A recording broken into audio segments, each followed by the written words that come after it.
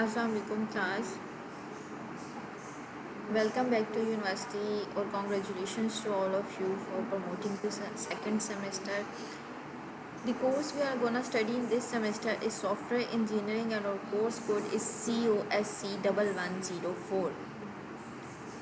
Although हम क्या कर चुके हैं कि अपने फ़िज़िकल वीक में जो क्लासेस ले चुके हैं सॉफ्टवेयर इंजीनियरिंग की, उसमें हमने अपना 16 वीक प्लान और वर्क ब्रेकडाउन स्ट्रक्चर जो है वो कवर कर लिया। आप सबके साथ कोर्स आउटलाइन शेयर हो चुकी है और सारे लेक्चर्स जो हैं वो शेयर हो चुके हैं। नेक्स्ट हमने क्या किया था, नेक्स्ट क्लास में हमने इस इंट्रोडक्शन वाले लेक्चर के, जिसमें हमने इंट्रोडक्शन टू सॉफ्टवेयर इंजीनियरिंग पढ़ना है, कुछ स्लाइड्स कवर कर ली थी। उन स्लाइड्स का मैं क्विकली एक ओवरव्यू दूंगी for the students who missed our class. ये जो लेक्चर है ये आपका OCW पे अपलोड हो जाएगा वीडियो, आप वहीं से ये वीडियो देखेंगे। और रिमेनिंग जो लेक्चर है जो इस वीक हम वर्चुअल वीक में कवर करने जा रहे हैं, वो सारा का सारा लेक्चर जो है OCW में वीडियो की फॉर्म में पड़ा होगा। आपने क्या करना है, वो वीडियो व्यू कर लेनी है और उसके बाद क्वेश्चन आंसर सेशन होगा उस टाइम पे जिस टाइम पे आपकी क्लास है, जो टाइम टेबल की मैंशनड क्लास है। उस मैंशनड क्लास के अलावा जो भी आपके पास टाइम फ्री है, आप उस टाइम में क्या कर सकते हैं, ये वीडियो जो है वो व्यू कर सकते हैं। ओके मैं एक क्विक ओवरव्यू देती हूँ आप लोगों को। जो हम स्लाइड्स कवर कर चुके हैं लास्ट लेक्चर में वो क्या है, टॉपिक्स हमने जो कवर करने हैं इस पूरे लेक्चर में वो क्या है, प्रोफेशनल सॉफ्टवेयर डेवलपमेंट है, सॉफ्टवेयर इंजीनियरिंग की क्या क्या एथिक्स एंड केस स्टडीज़, कहाँ कहाँ सॉफ्टवेयर इंजीनियरिंग जो है वो इम्प्लीमेंट हो रही है। डेफिनेशन हमने पढ़ी थी कि सॉफ्टवेयर इंजीनियरिंग की क्या डेफिनेशन है, सारी जो कंट्रीज़ की इकोनॉमीज़ हैं वो किस चीज़ पे डिपेंड करती हैं, आपकी सॉफ्टवेयर इंजीनियरिंग पे। मोर कॉम्प्लेक्स सिस्टम है, जो भी सिस्टम है, हर चीज़ जो भी मशीन है वो डेवलप हुई हुई बिल्ट हुई हो, हर चीज़ जो एक हमारे पास वो क्या ना है, एक सॉफ्टवेयर है। एक्सपेंडिचर टोटल आपका GNP किस पे डिपेंड करता है, आपकी सॉफ्टवेयर इंजीनियरिंग पे। मैं सिर्फ इसका कोई ओवर रिव्यू उन बच्चों के लिए दे रही हूँ जिन्होंने ये कुछ फर्स्ट 3, 4, 5 स्लाइड्स जो हैं वो मिस किए। सॉफ्टवेयर कॉस्ट जो है, मैंने आपको क्लास में एक्सप्लेन किया था कि हमेशा आपकी जो मेंटेनेंस कॉस्ट है सॉफ्टवेयर की, वो आपकी डेवलपमेंट कॉस्ट से ज़्यादा होती है, क्योंकि development cost is always one time cost और maintenance cost is throughout life time. जितनी देर तक आपके सॉफ्टवेयर की लाइफ है उतनी देर तक आपका सॉफ्टवेयर जो है वो मेंटेन हो रहा होता है। Next, what is software project failure, क्यों सॉफ्टवेयर प्रोजेक्ट्स फेल होना शुरू हुए थे और उनके बाद किस वजह से हमें सॉफ्टवेयर इंजीनियरिंग की ज़रूरत पड़ी थी। वो इन दो रीजंस की वजह थी। आपकी एक तो सॉफ्टवेयर की कॉम्प्लेक्सिटी इंक्रीज़ होती जा रही थी, सेकंड आप कोई भी defined set of rules methods नहीं यूज़ करे थे अपने सॉफ्टवेयर डेवलप करने के लिए। इन दो इश्यूज़ की वजह से आपके सॉफ्टवेयर जो प्रोजेक्ट्स थे वो बहुत ज़्यादा फेल हो रहे थे। और जब आपके सॉफ्टवेयर प्रोजेक्ट्स बहुत ज़्यादा फेल होना शुरू हुए तो आपके पास सॉफ्टवेयर क्राइसिस आ गया, जो हम क्लास में डिस्कस कर चुके हैं। सॉफ्टवेयर क्राइसिस आने की वजह से ऑर्गेनाइजेशंस और इंडस्ट्रीज़ जो हैं उनका बहुत ज़्यादा डाउनफॉल होना शुरू हो गया।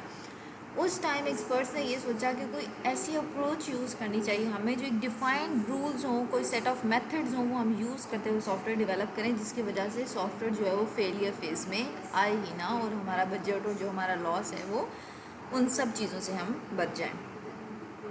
ओके, प्रोफेशनल सॉफ्टवेयर डेवलपमेंट के कुछ मेथड्स बताए गए थे। इसमें हमने बहुत सारे क्वेश्चंस डिस्कस किए थे, जिसमें हमने डिस्कस किया था सॉफ्टवेयर इंजीनियरिंग क्या होती है, सिस्टम इंजीनियरिंग क्या होती है, दोनों के बीच में डिफरेंस क्या है, कंप्यूटर इंजीनियरिंग क्या होती है, ये सारी चीज़ें हमने पढ़ी थी।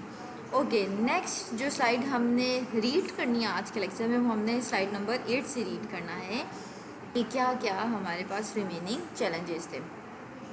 Okay, frequently asked question about software engineering, जो सॉफ्टवेयर इंजीनियरिंग से रिलेटेड और क्वेश्चन आस्क किए जाते हैं वो क्या क्या हो सकते हैं। What are the key challenges facing the software engineering, अब जो सॉफ्टवेयर इंजीनियरिंग इम्प्लीमेंट करें लोग, जिस पे काम करें, उनको क्या की चैलेंजेस हैं, क्या हो सकते हैं वो की challenges. Coping with increasing diversity and demand of reduce delivery time and developing trust वर्दी सॉफ्टवेयर। चैलेंज ये हो सकता है कि आप जितने भी सॉफ्टवेयर डेवलप हैं, कस्टमर की नीड क्या होती है, कस्टमर चाहता है कि विद इन 2 डेज़ 3 डेज़ हमारा सिस्टम बिल्ट होकर हमारे हाथ में भी आ जाए। और कस्टमर की रिक्वायरमेंट्स जो है और एक्सपेक्टेशंस जो है वो बहुत ज़्यादा हाई लेवल है। आप मोबाइल फ़ोन की एक एग्जांपल ले लें, आपके मोबाइल फ़ोन किस तरह इवॉल्व होते हुए आ रहे हैं, क्यों इतने रैपिडली आपके मोबाइल फ़ोन्स इवॉल्व हो रहे हैं, क्योंकि कस्टमर की नीड बहुत ज़्यादा बढ़ती जा रही है। उसकी नीड में इतनी डाइवर्सिटी है कि आपको वो सारी चीज़ों उसको फुलफ़िल करने की ज़रूरत है। उसकी नीड के अकॉर्डिंग आप उसे चीज़ें बना के दे रहे हैं, चेंजेस आती जा रही हैं और चेंजेस जब आ रही हैं वो एक बहुत बड़ा चैलेंज है आपके ऑर्गेनाइजेशन के लिए, जहाँ पर आपके टेक्नोलॉजी रिलेक्टेंट लोग बैठे हुए काम करें। Okay, what are the cost of software engineering. मैंने ये आपको पिछली साइड में भी एक्सप्लेन किया था, लेक्चर के स्टार्ट में भी एक्सप्लेन किया था कि सॉफ्टवेयर इंजीनियरिंग की जो कॉस्ट है, मेंटेनेंस कॉस्ट जो है वो बहुत ज़्यादा है। रफली 60% of the software cost are development cost and 40% are testing cost. Overall जो 100% क्राइटेरिया वो 60-40 के क्राइटेरिया पे डिवाइड है, जिसमें 60% आपकी कॉस्ट जो है वो उसकी डेवलपमेंट पे लग जाती है एंड 40% कॉस्ट उसकी टेस्टिंग पे लग जाती है। जब हम बार बार कस्टमर को देके टेस्ट कराते हैं, either this module you want or not, either this module you want or not, is this module is okay or not, कौन सी चीज़ सही है, कौन सी चीज़ यूज़र की नीड के अकॉर्डिंग है, वो सारी चीज़ें जब आप मैनेज कर रहे होते हैं उसके अकॉर्डिंग ही सारी आपको इन्फॉर्मेशन दी जाती है। उसमें 40% आपका बजट जो होता है टोटल बजट में से वो आपका टेस्टिंग पे लग रहा होता है और 60% जो आपका बजट होता है वो आपकी डेवलपमेंट कॉस्ट होती है। What are the best software engineering techniques and methods. Next आपने ये डिफाइन करना है कि जब आप सॉफ्टवेयर इंजीनियरिंग की कौन सी अच्छी टेक्निक्स और मेथड्स हैं जो आप यूज़ करते हुए आप ऐसा अपना सॉफ्टवेयर क्रिएट कर लें जो यूज़र की नीड के अकॉर्डिंग भी हो और उसमें कोई फेलियर भी ना आए और वो कॉस्ट एफिशिएंट भी हो। While all the software projects have to be professionally managed and develop, different techniques are appropriate for the different type of system. वो ये कहना चाह रहा है कि कोई भी एक डिफाइंड रूल नहीं कि एक टेक्निक सब सॉफ्टवेयर की डेवलपमेंट के लिए गुड होगी। नो, ऐसा हो सकता है कि वाटरफॉल मॉडल से स्मॉल ऑर्गेनाइजेशन के लिए इफेक्टिव है और रिमेनिंग ऑर्गेनाइजेशन लार्ज ऑर्गेनाइजेशंस के लिए वो इफेक्टिव नहीं है। डिफरेंट जो मॉडल्स प्रेजेंट किए गए हैं वो डिफरेंट मॉडल्स डिफरेंट कंडीशंस के अकॉर्डिंग फुलफिल हो रहे होते हैं। अब फॉर एग्जांपल आप दो लोगों के पास, बच्चों के पास, एक स्टूडेंट के पास हवावे का मोबाइल है और दूसरे स्टूडेंट के पास सैमसंग का मोबाइल है। अब इन दोनों स्टूडेंट्स की जो नीड और डिमांड है वो दोनों स्टूडेंट की डिफरेंट है। उन्होंने अपनी नीड के अकॉर्डिंग, अपनी स्पेसिफिकेशन के अकॉर्डिंग दो डिफरेंट मोबाइल फ़ोन परचेज़ किए हुए हैं और उन दो डिफरेंट मोबाइल फ़ोन की जो डेवलपमेंट इंडस्ट्री है, जो डेवलपमेंट ऑर्गेनाइजेशन है, जो डेवलपमेंट रूल्स और रेगुलेशंस हैं वो दोनों डिफरेंट हैं। यही बात ये आपको यहाँ बताना चाह रहे हैं कि आप जब एक सॉफ्टवेयर बना रहे हैं तो ये लाजमी नहीं है कि आप सेट ऑफ मेथड्स और रूल्स जो है वो एक ही फॉलो करें। यह आपकी सॉफ्टवेयर की नीड पे डिपेंड करता है कि आपने कौन सा मॉडल यूज़ करके अपना सॉफ्टवेयर डेवलप करना है। फॉर एग्जांपल यहाँ पर एक एग्जांपल दी हुई है हमें, game should always be developed using a series of prototype whereas the safety critical system required a complete and analysable specification to be develop. You can't afford therefore say that one method is better than the other। Example ये दी है कि आप देखें जो games develop करते हैं उसमें क्या होता है, आप डिफरेंट प्रोटोटाइप्स बनाते हैं, डिफरेंट इंटरफेस बनाते हैं, कस्टमर को दिखाते हैं कि यार फर्स्ट मॉड्यूल में हमने ये क्रिएट किया है, इसमें स्टेज 1 में ये चीज़ें होंगी, क्या ये ओके हैं। देन हम स्टेज 2 पे मूव करेंगे। जब आप स्टेज 1 क्लियर कर लेंगे देन आप स्टेज 2 पे मूव करेंगे और आपका गेम का नेक्स्ट स्टेप आएगा, हम मॉड्यूल 2 में स्टेज 2 डेवलप करेंगे। मगर फॉर एग्जाम्पल आपने कोई मिज़ाइल बनाना है, अब उसके लिए आप ऐसे नहीं कर सकते कि हम स्टेज 1 में ये टेस्ट करें कि मिज़ाइल फायर करके टेस्ट करें कि वो कितने रेडियस तक जा रहा है। नो, आपने अब ये देखना है कि हमारी स्पेसिफिकेशन ये है कि मिज़ाइल जब फायर होगा तो ये 16 किलोमीटर पर आवर की स्पीड से जाना चाहिए और इतने रेडियस पे ये ड्रॉप होना चाहिए, और जब ये इतने रेडियस पे ड्रॉप हो जाएगा तो उसके बाद इतना ज़्यादा डिज़ास्टर होना चाहिए।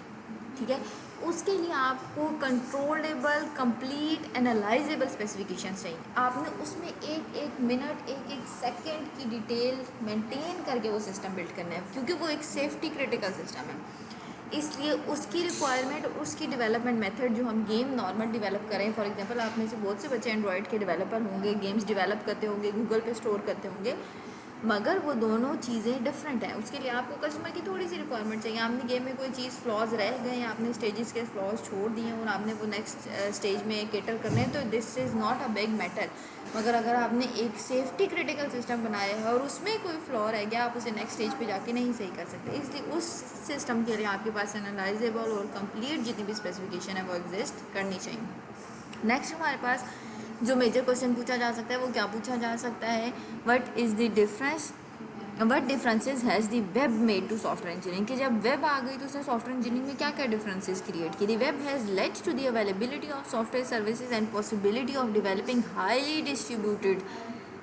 highly service based distributed system। web based system development has led to the important advances in the programming language and software reuse। जब हमारे पास वेब आ गई तो उसने सबसे जो हमें बहुत इंपॉर्टेंट चीज़ दी वो क्या दी, सॉफ्टवेयर रीयूज़। अब सॉफ्टवेयर रीयूज़ क्या होता है, रीयूज़ ऐसे होता है कि आपके पास एक सॉफ्टवेयर बना हुआ है, आप उसी के कंपोनेंट्स उठाते हैं, एज इट इज़ वो कंपोनेंट उठाते हैं, उनमें कोई माइनर चेंजेस करते हैं और आप एक न्यू सिस्टम बिल्ड कर देते हैं। मोस्टली ऐसा ही होता है। फॉर एग्जांपल मैं आपको असाइनमेंट नंबर 1 दूंगी, 2 दूंगी, 3 दूंगी। आप क्या करेंगे, असाइनमेंट नंबर 1 पे एक दफ़ा पेज बना लेंगे, ठीक है। आपका असाइनमेंट नंबर 1 का एक पेज बना रही है जिसमें आपने यूनिवर्सिटी का नाम, अपना सेमेस्टर, अपना डाटा और मेरा कोर्स लिख दिया है। नेक्स्ट मैं आपको 8 असाइनमेंट्स दूंगी, आप हर असाइनमेंट में क्या किया करेंगे, वो फ्रंट पेज कॉपी कर लेंगे। या आप क्या करें, सॉफ्टवेयर रीयूज़ करें। आप बजाय इसके कि वही काम आप 100 टाइम्स करें, आप वो काम एक दफ़ा करके रख लेते हैं और आपको पता है ये काम मल्टीपल टाइम यूज़ होना है और मल्टीपल यूज़र्स ने यूज़ करना है। वो सारे लोग क्या करते हैं, जो ऑलरेडी एक सॉफ्टवेयर बना पड़ा होता है उसका कोड उठाते हैं, उस कोड में चेंजेस करते हैं और वो चेंजेस करके अपनी नीड के अकॉर्डिंग उस सॉफ्टवेयर को चेंज कर लेते हैं। ओके, नेक्स्ट स्लाइड हमारे पास क्या है, सॉफ्टवेयर प्रोडक्ट। दो तरह के हमारे पास सॉफ्टवेयर प्रोडक्ट होते हैं, एक जेनेरिक प्रोडक्ट होते हैं और दूसरे कस्टमाइज्ड प्रोडक्ट होते हैं। जेनेरिक प्रोडक्ट्स हमारे पास क्या होते हैं, स्टैंड अलोन प्रोडक्ट्स होते हैं, और कस्टमाइज्ड प्रोडक्ट्स हमारे पास क्या होते हैं, जो कि एक स्पेसिफिक कस्टमर की नीड को फुलफिल करें। फॉर एग्जांपल, अब जेनेरिक प्रोडक्ट में मैं आपको एग्जांपल देती हूँ, such as graphic programs, project management tool, CAD tool, software for the specific market such as appointment system for the dentist. Generic product है। कस्टमाइज प्रोडक्ट क्या है, embedded control system, air traffic control system, traffic monitoring system. आपको इन दोनों words के नाम से समझ आ रहा होगा, जेनेरिक प्रोडक्ट का मतलब ये जनरली ओवरऑल सारी कस्टमर्स की रेंज को कवर करे। फॉर एग्जांपल माइक्रोसॉफ्ट वर्ड जो है वो मेरे पास एक जेनेरिक प्रोडक्ट है।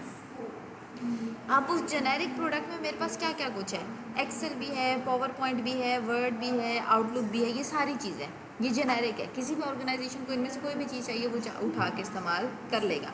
मगर अब आप मेरी क्लास में आते हैं तो मैं आपको कहती हूँ मुझे कस्टमाइज असाइनमेंट चाहिए जो कि हमेशा वर्ड पे बनी हो, ना वो पावर पॉइंट पे बनी हो, ना वो एक्सेल पे बनी हो, ना वो आउटलुक पे बनी हो, सिर्फ वर्ड पे बनी होनी चाहिए। ये क्या है, मैंने अपनी कस्टमाइज नीड बता दी। अब आप जब भी मेरे लिए असाइनमेंट बनाएंगे तो आप वर्ड में बनाएंगे, कोई पीडीएफ नहीं मुझे देंगे, कोई एक्सेल नहीं देंगे, कोई आउटलुक नहीं देंगे।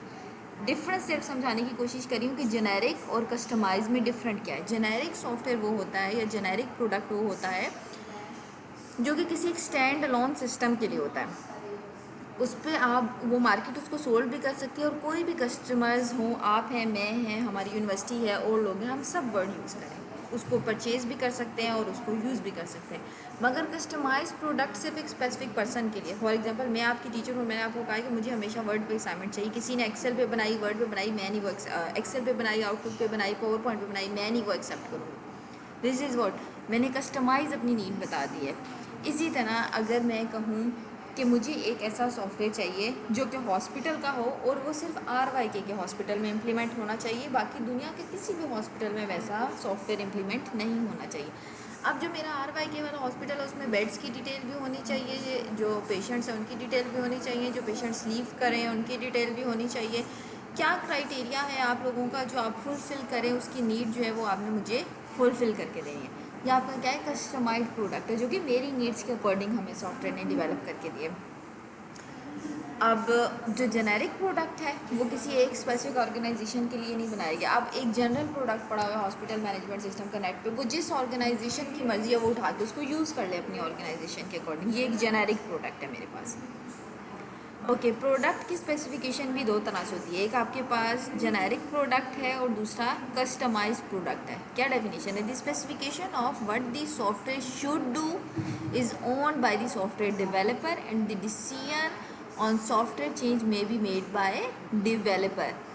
कस्टमाइज प्रोडक्ट में क्या होता है, the specification of what the software should do is own by the customer for the software and they make decision on the software changes as required. दोनों की समझ आ गई। मैंने पहले आपको एक्सप्लेन किया था जेनेरिक हमारे पास प्रोडक्ट क्या होता है जो जनरली ओवरऑल कस्टमर्स को कवर कर रहा होता है। देखें, अब हमने माइक्रोसॉफ्ट में कोई चेंज करनी है, फॉर एग्जाम्पल मैं कहती हूँ कि वर्ड पे होम की टैब सेकेंड नंबर पर आनी चाहिए, ठीक है, ये मेरी एक कंडीशन है, और फाइल वाली टैब जो है वो थर्ड नंबर पे आनी चाहिए, ठीक है। ये मैं अपनी कंडीशन लगा रही हूँ किसी एक जेनेरिक प्रोडक्ट पे, मगर मेरे पास ऐसा राइट नहीं है। माइक्रोसॉफ्ट वाले कभी भी मुझे अलाउ नहीं करेंगे, ना वो करने दे सकते, ना मेरे पास कोड है कि मैं होम की टैब उठा के लास्ट में ले जाऊँ और टूल्स वाली टैब उठा के फर्स्ट में ले आऊँ। ऐसा हो सकता है? ऐसा कभी भी पॉसिबल नहीं है। ये आपके पास जेनेरिक प्रोडक्ट्स होते हैं क्योंकि जनरली ओवरऑल लोग उन्हें यूज़ करें, तो उन्होंने ओवरऑल एक ऑर्गेनाइजेशन, एक स्पेसिफिक ग्रुप ऑफ पीपल्स को रख के वो सॉफ्टवेयर डेवलप किया है। अब उसमें चेंजेस जो करनी है वो डेवलपर एंड पे है। जो डेवलपर है माइक्रोसॉफ्ट वाले वो चेंजेस कर सकते हैं। अगर माइक्रोसॉफ्ट वाले देखेंगे कि पूरी दुनिया के लोग ऐसे चाहते हैं कि होम वाली टैब लास्ट में आ जाए, टूल्स वाली टैब पहले आ जाए, तो वो चेंजेस कर सकते हैं। मगर अगर मैंने एक कस्टमाइज प्रोडक्ट अपने लिए बनाया हुआ है कि यार एक जो असाइनमेंट आप लोगों ने बनानी है वो मेरे लिए सिर्फ वर्ड पे बनानी है, अब वो आपकी मर्ज़ी है आप वर्ड पे वो असाइनमेंट किस फॉर्मेट में बनाते हो, ठीक है। चेंजेस करने की रिस्ट्रिक्शन आपके पास है। या फिर आपने RY के हॉस्पिटल के लिए जो सॉफ्टवेयर बनाया है, आपकी कस्टमाइजेशन उसमें ये है कि आप रखो कि डॉक्टर की तस्वीर लगी आनी चाहिए या उसकी पिक्चर नहीं लगी आनी चाहिए उस डॉक्टर की। ये आपका कस्टमाइज प्रोडक्ट है, आपने कस्टम किया है। आपने कहा कि जी हर डॉक्टर के साथ उसकी पिक्चर आ रही होनी चाहिए, उसकी डिटेल आ रही होनी चाहिए, उसकी स्पेसिफिकेशन आ रही होनी चाहिए और उसका टाइम आ रहा होना चाहिए कि इस डॉक्टर की क्या क्या स्पेसिफिकेशन है और ये वाला डॉक्टर है जिससे हम अपॉइंटमेंट के लिए जा रहे हैं। अब सॉफ्टवेयर में चेंजेस जो है वो हॉस्पिटल का जो IT मैनेजर बैठा होगा वो चेंजेस करेगा, क्योंकि वो एक कस्टमाइज सॉफ्टवेयर बनाया हुआ है सिर्फ रहीम यार खान हॉस्पिटल के लिए। अब रहीम यार खान हॉस्पिटल की नीड के अकॉर्डिंग उन्होंने वो सॉफ्टवेयर बना के दिया, उस सॉफ्टवेयर में वो अपनी नीड के अकॉर्डिंग चेंजेस कर सकते हैं। ऐसे ही जिस तरह आप अपने LMS पे चेंजेस करते हैं, आप अपनी प्रोफाइल अपनी मर्ज़ी से मेंटेन कर सकते हैं, वो कस्टमाइज आपको प्रोडक्ट दिया गया है। कस्टमाइज बेस्ड पे हमें ऑर्गेनाइजेशन ने डेवलप करके दिया हुआ है LMS सिस्टम।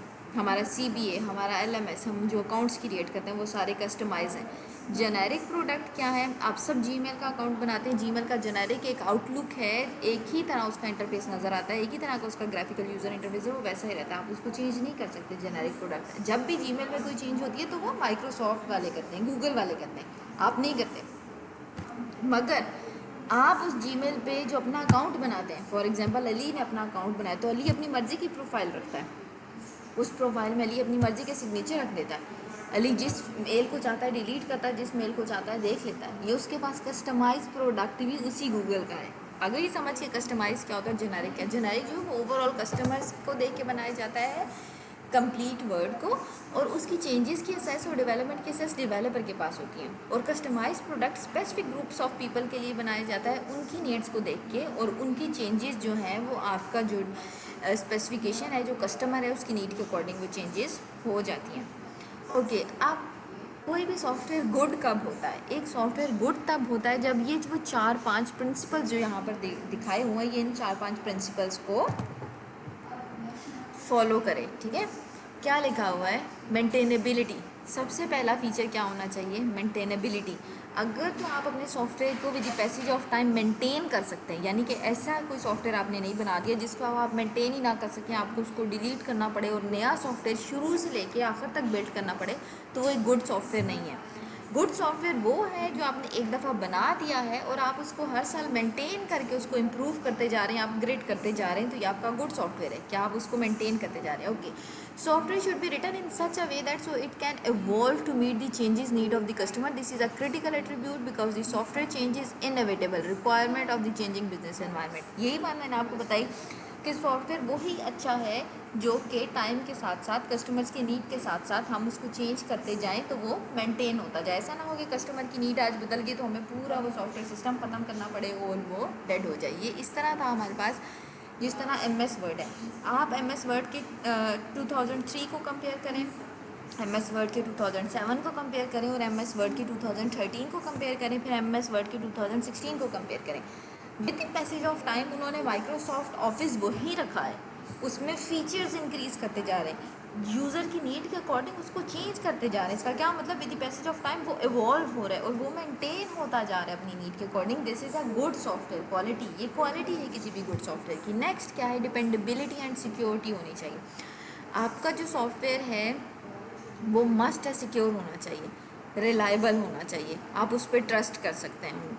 क्या लिखा हुआ है, software dependability includes a range of characteristic including reliability, security and safety.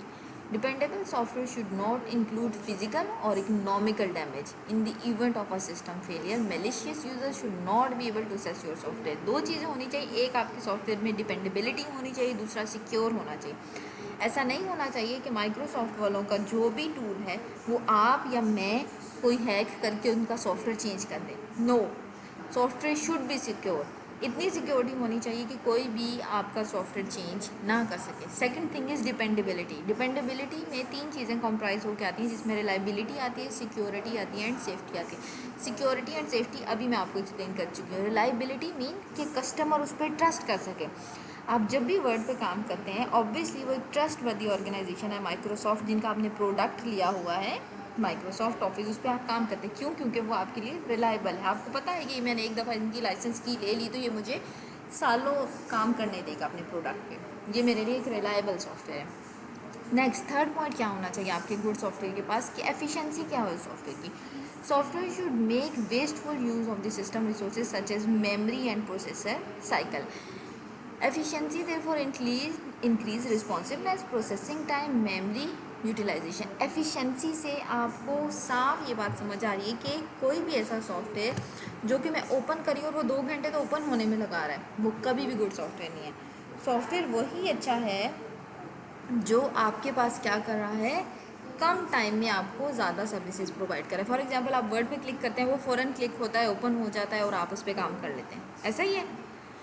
अब ऐसा होता है कि आपने वर्ड पे क्लिक किया और वो 5 मिनट या 10 मिनट प्रोसेसिंग ले रहा है, आप कहते हैं यार ये सॉफ्टवेयर अच्छा नहीं है, ये मेरा सिस्टम अच्छा नहीं है। इसका क्या मतलब, उसकी एफिशिएंसी डिले हो रही है, उसका रिस्पॉन्स टाइम डिले हो रहा है, प्रोसेसिंग टाइम वो ज़्यादा ले रहा है, वो मेमोरी से स्पेस ज़्यादा मांग रहा है। That is not good software, जो आपको जल्दी रिस्पॉन्स नहीं देता। Next is acceptability.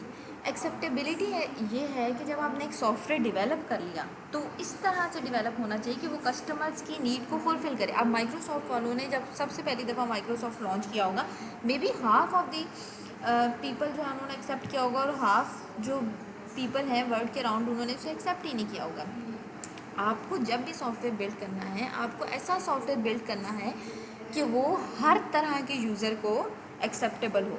आपने वेबसाइट बनाई है, यूनिवर्सिटी की फॉर एग्जांपल वेबसाइट बनी है, अब वो स्टूडेंट्स भी व्यू कर सकते हैं, टीचर्स भी व्यू कर सकते हैं, वीसी भी व्यू कर सकते हैं, जो यूनिवर्सिटी के बाहर के स्टूडेंट्स हैं वो सब भी व्यू कर सकते हैं।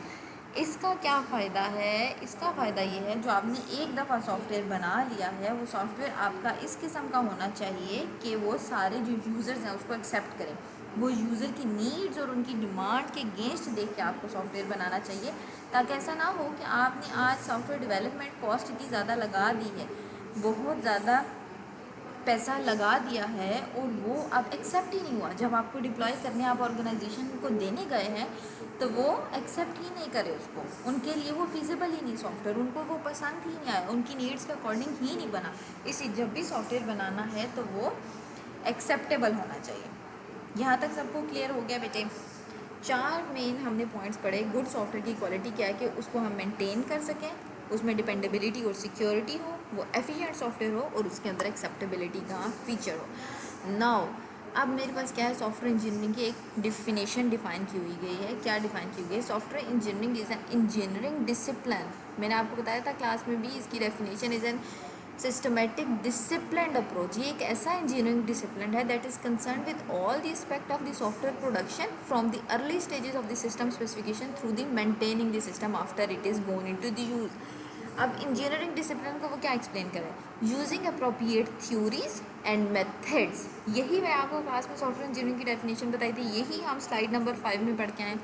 To solve the problem bearing in mind organisational and financial constraint. All aspects of the software production, not just the technical process of development, also the project management and development of tool method to support the software production। इस पूरी slide में वही software engineering की definition detail में explain की हुई है। उसने ये कहा है कि सॉफ्टवेयर इंजीनियरिंग मेरे पास एक इंजीनियरिंग डिसिप्लिन है, और इंजीनियरिंग डिसिप्लिन मैंने आपको बताया था वो डिसिप्लिन होता है जिसमें हमारे पास कोई डिफाइंड सेट ऑफ थ्योरीज होती हैं, कोई मेथड्स होते हैं, कोई सेट ऑफ रूल्स होते हैं। उन रूल्स को फॉलो करते हुए हम डेवलपमेंट करते हैं, और वो रूल्स इस तरह डिफ़ाइन हुए होते हैं कि आपकी जो ऑर्गेनाइजेशन है उसकी फाइनेंशियल कंडीशन क्या है, आपकी ऑर्गेनाइजेशन हमें किस किस्म की रिक्वायरमेंट दे रही, उस सारी चीज़ों पे वो रूल्स डिफ़ाइन होते हैं। वो रूल्स जो आप इंजीनियरिंग डिसिप्लिन से उठाते हैं और जब सॉफ्टवेयर डेवलप करने लगते हैं, तो वो सॉफ्टवेयर की स्टार्टिंग फेज से लेके जब सॉफ्टवेयर आप किसी ऑर्गेनाइजेशन को दे देते हैं, उस ऑर्गेनाइजेशन को देने के बाद कितनी देर तक उस सॉफ्टवेयर की लाइफ है और आप उसको मेंटेन करते हैं, ये सारी चीज़ें किसके थ्रू होती हैं? इंजीनियरिंग डिसिप्लिन के थ्रू। और सॉफ्टवेयर इंजीनियरिंग इसलिए मेरे पास एक ऐसा इंजीनियरिंग डिसिप्लिन है जो कि सॉफ्टवेयर डेवलप करता है, सॉफ्टवेयर की अर्ली स्टेजेस यानी कि यूज़र की नीड से लेके जब आपने सॉफ्टवेयर को डेवलप कर लिया है और डिप्लॉय कर दिया है, यूज़र को दे दिया है, एंड तक उसकी लाइफ तक जाके मेंटेनेंस फेज तक आपने उस पर काम करना है। ये मेरे पास सॉफ्टवेयर इंजीनियरिंग है। Software engineering is a systematic, disciplined and quantifiable approach to build a software system. बस ये आसान वर्डों में इसकी डेफिनेशन है कि सॉफ्टवेयर इंजीनियरिंग मेरे पास एक सिस्टमेटिक, डिसिप्लिन्ड, क्वान्टिफाइएबल यानी जिसको हम मेजर कर सकें, क्वान्टिफाइएबल अप्रोच टू डेवलप सॉफ्टवेयर। ये सबसे ईजीएस्ट इसकी डेफिनेशन। ओके, इंपॉर्टेंस क्या है सॉफ्टवेयर इंजीनियरिंग की? मैंने आपको लास्ट लेक्चर में भी क्लास में एक्सप्लेन किया था कि इंजीनियरिंग, सॉफ्टवेयर इंजीनियरिंग की इंपॉर्टेंस ये कि हमारे पास defined set of rules and regulation है, हम उनको फुलफिल करते हुए सिस्टम अपना डेवलप करें। More and more individuals and society rely on the advance software system, we need to be able to produce the reliable and trustworthy convent system. It is usually cheaper in the long run to use the software engineering methods and the techniques for the software system rather than just write the program।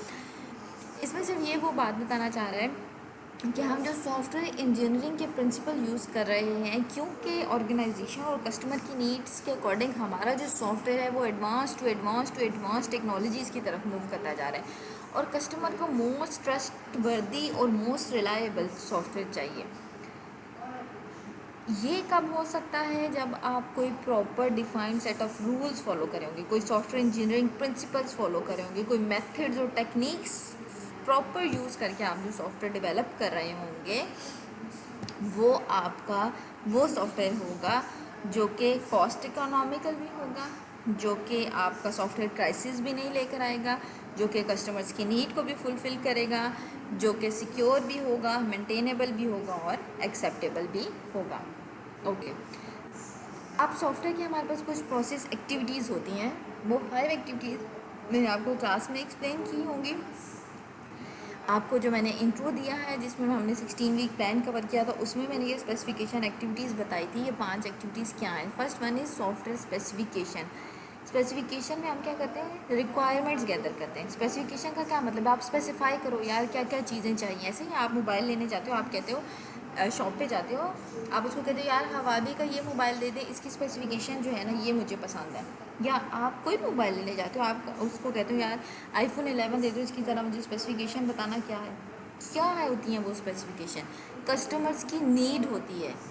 जहाँ पर इस phase में, इस activity में जो customer होता है और जो हमारा डेवलपर होता है, वो दोनों आपस में मिल बैठ के सारी जो सिस्टम उनको चाहिए होता है वो सारी इन्फॉर्मेशन वहाँ से गैदर कर लेते हैं। ओके, नेक्स्ट आपके पास एक्टिविटी किसकी आती है? सॉफ्टवेयर डेवलपमेंट की। जब आपने सारी रिक्वायरमेंट्स ले ली कस्टमर से कि हाँ भाई मुझे एक मोबाइल चाहिए, उसका हार्ड ऐसी होनी चाहिए, उसकी स्क्रीन ऐसी होनी चाहिए, उसमें सॉफ्टवेयर ये होना चाहिए, वो एंड्रॉयड का फ़लाना वर्जन होना चाहिए, वो आईफोन का ये वर्जन होना चाहिए, ये सारी चीज़ें जब हमने डिसाइड कर ली, देन हम क्या करते हैं? उसकी डेवलपमेंट की तरफ आते हैं। डेवलपमेंट में क्या करते हैं? आप डिज़ाइन बनाते हैं, डायग्राम्स डिफरेंट हम बनाएंगे, सीक्वेंस डायग्राम, एक्टिविटी डायग्राम, ये सारी डायग्राम्स कवर करेंगे और हम सॉफ्टवेयर डेवलप करेंगे। सॉफ्टवेयर डेवलप जब हो जाता है फिर हम मोबाइल बना लेंगे एक और यूज़र को दिखाएंगे। यूज़र को दिखाने से पहले खुद टेस्ट करेंगे, इसको क्या कहते हैं? सॉफ्टवेयर वैलिडेशन कहते हैं।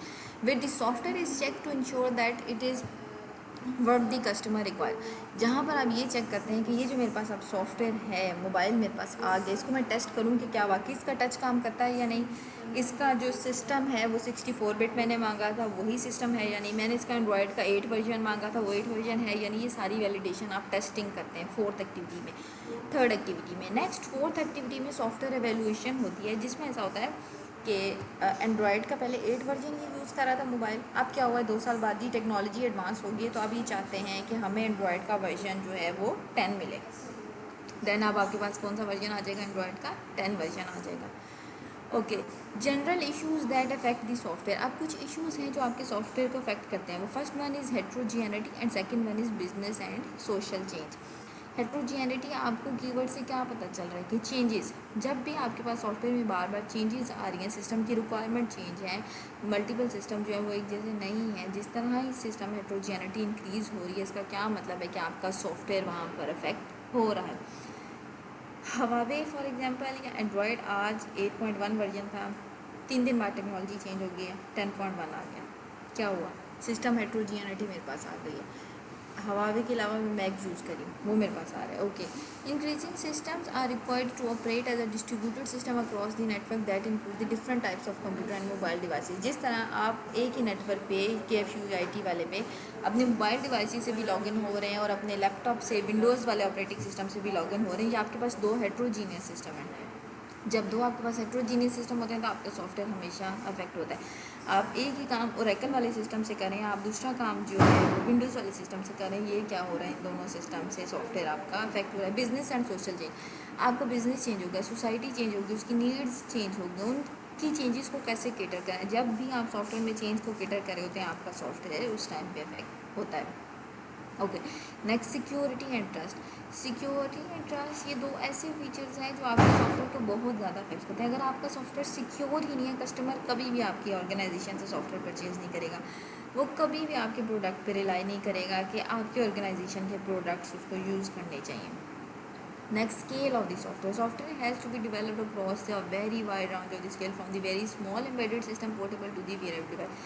Scale जो है ये भी बहुत मैटर करता है कि आपका सॉफ्टवेयर कितना स्मॉल है और कितना लार्ज।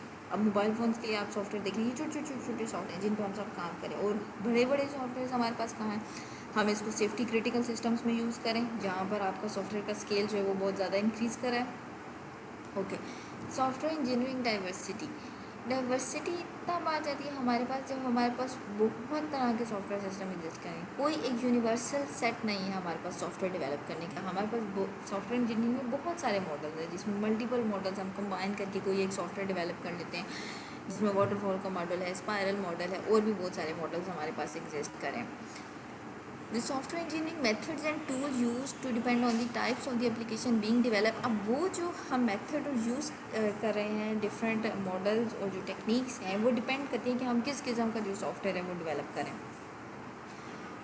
कौन से हमारे कस्टमर हैं, हमारी डेवलपमेंट टीम का बैकग्राउंड क्या है, और हमने जो एप्लीकेशन डेवलप करके देनी है यूज़र को, उसकी नीड क्या है, उसकी नीड के अकॉर्डिंग आप कोई भी मॉडल जो है वो यूटिलाइज़ कर लेते हैं। उसमें बहुत सारी डाइवर्सिटी, हमारे पास बहुत सारे मॉडल जो हैं वो एग्जिस्ट करें।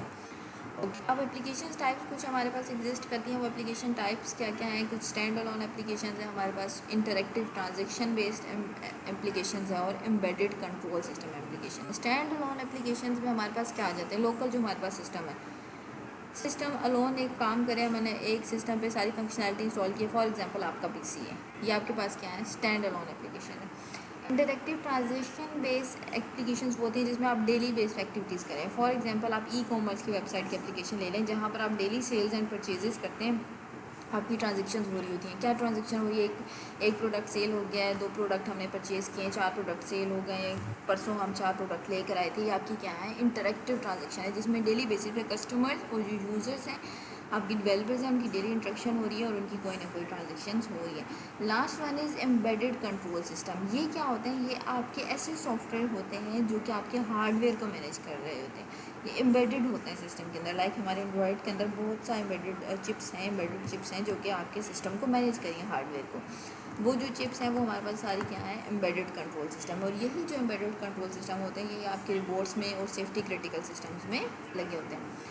Next is batch processing system. Batch processing system हमारे पास क्या होते हैं? जब आपके पास मल्टीपल नंबर ऑफ़ इनपुट्स आ जाए और आप उन सबको एक टाइम पे कंबाइन करके रन करना चाहें, तो ये आपके पास कौन से सिस्टम बन जाते हैं? बैच प्रोसेसिंग सिस्टम बन जाते हैं, जहाँ पर आपके पास बहुत large amount of data available होता है। ओके, एंटरटेनमेंट सिस्टम क्या है? नॉर्मली फोकस आपकी यूट्यूब है, आपकी डिफरेंट वेब सर्वर्स हैं, और डिफरेंट आपकी नेटफ्लिक्स वगैरह डिफरेंट जो साइट्स हैं, ये आपके पास कौन से सिस्टम्स हैं? एंटरटेनमेंट सिस्टम है। Systems for modelling and simulation, ये वो सिस्टम है जिस पे आप हैवी प्रोसेसिंग करते हैं, जिसमें आप सिमुलेशन परफॉर्म करते हैं, जिसमें आपने कंट्रोल्ड इनपुट और आउटपुट लिखी होती है। फॉर एग्जांपल ये जो पेट्रोल पंप्स लगे हुए हैं, फॉर एग्जांपल ये जो डिफरेंट मशीन्स हैं, मैकेनिकल इंजीनियरिंग वाले, इलेक्ट्रिकल इंजीनियरिंग वाले, एक स्पेसिफिक टाइम फॉर्मेट में उनकी हमने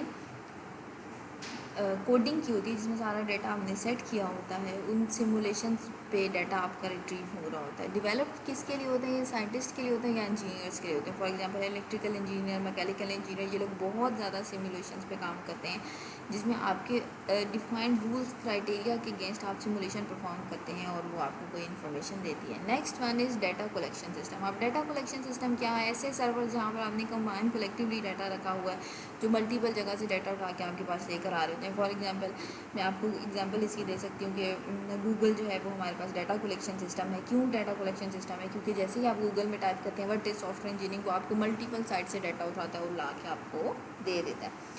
okay, system of system is compose of many number of other system. अब सिस्टम ऑफ सिस्टम क्या होता है? जिसमें आपके पास मल्टीपल सिस्टम्स होते हैं और आपने सिस्टम्स को आपस में कनेक्ट करके कहीं रखा होता है, या आपके पास सिस्टम ऑफ सिस्टम की एप्लीकेशन बन जाती है। ओके, स्लाइड नंबर 21, जहाँ पर आपको एक्सप्लेन किया गया है सॉफ्टवेयर इंजीनियरिंग के कुछ फंडामेंटल्स क्या होते हैं। क्या है सॉफ्टवेयर इंजीनियरिंग के fundamentals? Some fundamental principles applies to all types of the software system irrespective of the development technique use.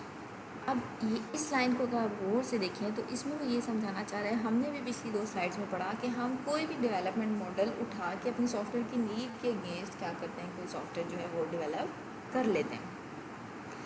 मगर कुछ जो फंडामेंटल प्रिंसिपल्स हैं वो आप कोई भी मॉडल उठाएंगे, चाहे आप वाटरफॉल उठाएंगे, स्पाइरल मॉडल लगाएंगे, रेड मॉडल लगाएंगे, एजाइल मॉडल लगाएंगे, कोई भी मॉडल यूज़ करेंगे, उन सारे मॉडल्स में कुछ जो 4-5 फंडामेंटल सिस्टम्स हैं या प्रिंसिपल्स हैं जो यूज़ होंगे वो ये हैं। System should be developed using a managed and understandable development process. Of course different processes are used for the different type of software. कहना ये चाह रहा है जो फंडामेंटल प्रिंसिपल है, आप कोई भी उसमें डेवलपमेंट मॉडल यूज़ करें, कोई भी आपको जो सही लगता है आपकी नीड के अकॉर्डिंग, उस नीड के अकॉर्डिंग आप वो मॉडल ले लें, मगर वो मॉडल जो होना चाहिए वो मैनेजेबल होना चाहिए। ऐसा नहीं होना चाहिए कि आपकी सॉफ्टवेयर की नीड कोई और है और आप मॉडल कोई और उठा लें और आप मॉडल को मैनेज ना कर सकें। सेकंड क्या है? Dependability and performance are important for all type of the system. System की परफॉर्मेंस और सिस्टम की डिपेंडेबिलिटी बहुत मैटर करनी चाहिए जो भी आप मॉडल उठाएंगे और उस मॉडल के अगेंस्ट सॉफ्टवेयर बनाएंगे। Understanding and managing the software specification and requirement, main and सबसे इंपॉर्टेंट थिंग किसी भी सॉफ्टवेयर डेवलपमेंट की क्या होती है? रिक्वायरमेंट गैदरिंग करनी। अगर आपने रिक्वायरमेंट बहुत अच्छे से गैदर कर ली, इसका मतलब कि आपने सॉफ्टवेयर बहुत अच्छा डेवलप कर लिया। अगर आपने रिक्वायरमेंट ही अच्छे से गैदर नहीं की, इसका मतलब कि आपका सॉफ्टवेयर जो है वो गुड सॉफ्टवेयर नहीं है। Where appropriate use the reuse software that has already been developed rather than write a new software code. जहाँ पर भी पॉसिबिलिटी है कि अगर आपके पास सॉफ्टवेयर रीयूज़ में पड़ा है, आपके पास वो कोड पहले से अवेलेबल है, आपसे उसमें मिलता जुलता कोई काम करना है, तो कोशिश करें कि आप सॉफ्टवेयर रीयूज़ करें। उससे फ़ायदा ये होगा कि आपकी डेवलपमेंट कॉस्ट कम आ जाएगी। ऑलरेडी आधा कोड जो बना होगा आप वही उठा के उसमें थोड़ी सी चेंजेस करके एक न्यू सॉफ्टवेयर जो है वो डेवलप कर देंगे। Next is internet software engineering क्या होती है? The web is now a platform for running application and organization are increasingly develop web-based system rather than the local system. Obviously her organization बजाय इसके कि local आप एक मशीन में system रखते हैं, वो क्या करते हैं? वेब बेस्ड सिस्टम रखते हैं जो कि डिस्ट्रीब्यूटेडली लोग असेस कर सकते हैं। आप ऑफिस से भी असेस कर सकते हैं, घर से भी असेस कर सकते हैं। अगर हमने ये लोकल सिस्टम रखा होता है आपके LMS का, आप सबको क्या करना पड़ता है? यूनिवर्सिटी आना पड़ता है, LMS असेस करना पड़ता है, OCW असेस करना पड़ता है, लेक्चर्स देने पड़ते हैं। हमने क्या किया? वेब बेस्ड सिस्टम रखा। आप घर भी होते हैं, कहीं यूनिवर्सिटी में है, कहीं बाहर जा रहे हैं, सिटी से बाहर आ रहे हैं, इंडिया खान से बाहर है, कहीं भी आप उस सिस्टम को असेस कर सकते हैं। Web services allow the application functionality to be accessed over the web. Cloud computing is an approach to the previous version of the computer system where the application run remotely on the cloud. Web-based software system are the complex distributed system, but they are the fundamental principle of the software engineering principle discussed previously as applicable as okay. इसने ये बताया हुआ है कि web based software engineering में भी हम वो सारे जो फंडामेंटल प्रिंसिपल हैं 4 कि उसमें मेंटेनेबिलिटी भी होनी चाहिए, उसमें डिपेंडेबिलिटी भी होनी चाहिए, सॉफ्टवेयर की रिक्वायरमेंट्स भी बेटर गैदर होनी चाहिए। ये सारे के सारे प्रिंसिपल जो हैं वो हम वेब बेस्ड सॉफ्टवेयर इंजीनियरिंग में भी फॉलो करे होते हैं जब आप वेब बेस्ड सिस्टम बनाते हैं, कोई वेबसाइट बनाते हैं। वही लिखा हुआ है कि अगर सॉफ्टवेयर रीयूज़ है, इंक्रीमेंटल डेवलपमेंट है, एजाइल डेवलपमेंट, हाँ बेटर है कि सॉफ्टवेयर रीयूज़ करने इफ़ वो सिस्टम ऑलरेडी डेवलप है। वेब बेस्ड सिस्टम जो है वो मोस्टली सॉफ्टवेयर रीयूज़ वाली अप्रोच को यूज़ करते हैं। इसलिए यूज़ करते हैं क्योंकि वेबसाइट्स जो बनी हुई हैं आपकी, आपने उसमें एक मॉड्यूल ऐड करना है, बजाय इसके कि आप पूरी वेबसाइट दोबारा से नहीं बनाएं, आप उसी वेबसाइट का कोड उठाते हुए उसमें एक नया मॉड्यूल ऐड कर लेते हैं। Okay, incremental and agile development model, ये 2 हमारे पास डेवलपमेंट मॉडल हैं जो कि हम लोग वीक 3 में जाकर पढ़ेंगे, चैप्टर नंबर 3 में पढ़ेंगे different development model software engineering के। उसमें से इन 2 डेवलपमेंट मॉडल के बारे में लिखा हुआ है, इंक्रीमेंटल मॉडल और agile development model. Incremental model में क्या होता है, आप जब भी कोई सॉफ्टवेयर यूज़र को बना के देते हैं, आप छोटे छोटे इंक्रीमेंट्स में बना के देते हैं। फॉर एग्जांपल आपने पहले वाले इंक्रीमेंट में सिर्फ यूज़र को GUI बना दी और आपने कहा है कि जी आप देखें कि वेबसाइट का ये जो इंटरफेस है क्या ये सही है, आपको ये अच्छा लग रहा है, लेफ्ट पे होना चाहिए था VC की पिक्चर और राइट पे मैसेज होना चाहिए था, या राइट पे मैसेज होना चाहिए था, लेफ्ट पे GUI बना दिया।